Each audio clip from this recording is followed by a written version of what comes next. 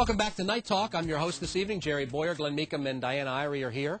We're talking about health care issues, tea parties, town hall meetings, these very important issues that certainly affect you rather directly. And I think you know it. That's why you're watching. That's why you call talk radio. That's why you listen to it. That's why you're showing up at some of these events. And I want you to educate yourself. I want you to actually go to the government website and read H.R. 3200. Read the Congressional Budget Office reports about its cost. They have a lot of incredibly good information there. And the Congressional Budget Office certainly isn't coming from a right-wing point of view. The guy who runs it, Doug Elmendorf, is a lifelong Democrat, appointed by Nancy Pelosi and Harry Reid.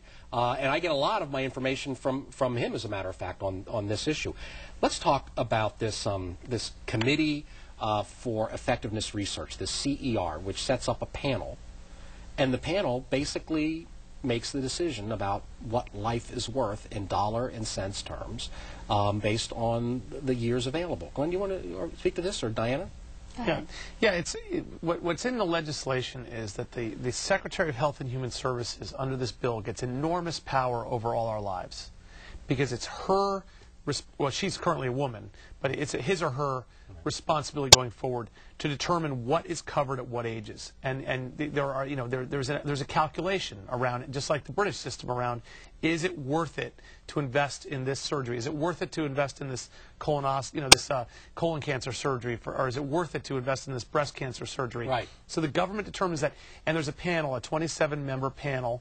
I think 17 or 18 members of it, 18 members are appointed by the President. Right. The rest by Congress, I believe, is how it works. And they advise the Secretary of Health and Human Services. And there's going to be a whole bureaucracy set up under this Secretary of Health and Human Services and advised by the panel to make these decisions about policies. Right. And the reason they want... In the British system, an additional year of life is considered to be worth $46,000. If you don't have use of your legs, then it's not worth $46,000, because that's not, you have to do a quality adjustment calculation. Right. I'm not making this stuff up. And one of the scary things about the President's healthcare advisor, Ezekiel Manuel's written books and articles about this, in which he says that we ought to treat people differently where they are on the age scale, depending on how much we have to spend to keep them alive. But one thing that's scary about this legislation is it's 1,012 or whatever pages long, over 1,000 pages long, and it's vast in what it covers, vast. But it doesn't set up any implementation plan. So once this thing is passed with this concept of the CRE panel advising the Health and Human Secretary, the bureaucracy makes all the decisions. Then the bureaucrocy is going to make all the decisions, and they're going to be able to twist it. You're in political life. Personnel is policy, right? Yes. Personnel is policy. The person who's the social worker, or the person running the nursing home, that's who decides what happens at the level. That's exactly right. We run a nursing home in Washington County. They decide. They're the professionals. Right. Somebody else shouldn't be sitting back. I, as a county commissioner, shouldn't be sitting back deciding what kind of care this patient's going to get. Right. They're the health care provider. They should be deciding. Right. And it's no different than now. So many of our insurance plans, you have to go through a system to get procedures approved, to get medical tests approved. And if anybody has had to go through that, and I myself have in Washington County, you know that sometimes you wait so long to actually get something approved. Right. You could have a serious health risk, which could actually end up costing more money in the long run. And that's all. And it may be through a private insurer, it may be through a not-for-profit insurer, but that's all highly regulated by the government.